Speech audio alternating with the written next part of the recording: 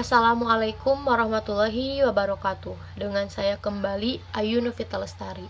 Nah, di video kali ini kita akan membahas tentang obligasi. Jadi intinya di sini kita akan belajar dasar-dasar investasi untuk pemula pada bagian obligasi. Nah, sebelumnya di sini saya akan menjelaskan terlebih dahulu pengertian obligasi. Obligasi yaitu pinjaman yang nantinya dibayar kemudian ditambah dengan kupon bunga. Nah, contohnya, pemerintah akan membuat sebuah proyek seperti gambar di samping tentang jalan tol untuk melewati Selat Sunda, tapi pemerintah ini mengalami kekurangan uang gitu, kekurangan budget. Karena kan pada saat kita akan membuat proyek, tentunya kita memerlukan para pekerja, bahan bangunannya, dan yang lainnya. Otomatis kita membutuhkan uang. Nah, akhirnya lah pemerintah ini menjual obligasi, teman-teman. Nah, obligasi ini macam-macam harganya. Saya akan memberi contoh, misalnya harganya 1 juta rupiah sesuai dengan aturan obligasinya. Nah, dalam 5 tahun ini pemerintah akan mengembalikan keseluruhan uangnya. Nah, selain itu juga akan mendapatkan bunga sebesar 10% setiap tahun. Nah, jadi setiap tahunnya ini kita akan mendapat 100.000 dari 10%-nya itu dikali 5 tahun. Nah, menghasilkanlah seharga 500.000 rupiah. Nah, setelah 5 tahun ini kita akan mendapatkan uang yang modal pertama tuh 1 juta rupiah, sehingga mendapat totalnya 1.500.000. Nah, kita akan mendapatkan untung seharga 500.000.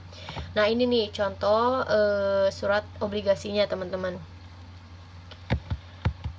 Nah, obligasi ini resikonya rendah. Yang pertama, karena sudah ada kepastian dan perjanjian akan mendapatkan uang berapa dan juga bunganya berapa. Jadi sudah jelas, teman-teman. Kemudian yang keduanya, obligasi berbeda dengan saham. Kalau saham kan harganya tergantung mekanisme pasar. Jadi kalau pasarnya lagi turun, mungkin harganya pun turun.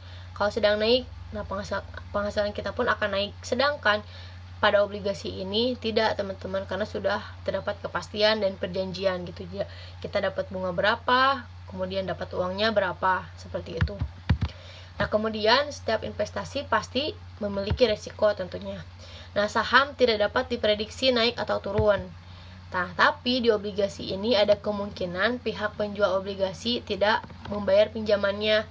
Nah, jadi kan kalau di saham itu tidak dapat diprediksi, tetapi di obligasi juga pasti memiliki risiko. Kemungkinan pihak penjualnya itu tidak bisa membayar pinjamannya, disebutnya itu dengan default risk, ataupun mereka tuh perusahaannya tuh bangkrut, teman-teman. Jadi mereka tidak bisa membayar kepada kita dan kita akan mengalami kerugian. Nah, jadi penting untuk melihat portofolio perusahaan sebelum memutuskan untuk membeli obligasi. Nah, jadi kita harus melihat-lihat dulu nih obligasi apa yang harus kita beli gitu. Kecuali dalam obligasi pemerintah biasanya sih aman ya, teman-teman. Nah, obligasi bisa dijual duluan juga, teman-teman, namun harganya bisa lebih murah gitu. Jadi kalau misalnya kita jual lebih dahulu karena memang kita membutuhkan uang, tapi harganya tentu pasti akan lebih murah dari harga yang kita beli sebelumnya. Seperti itu.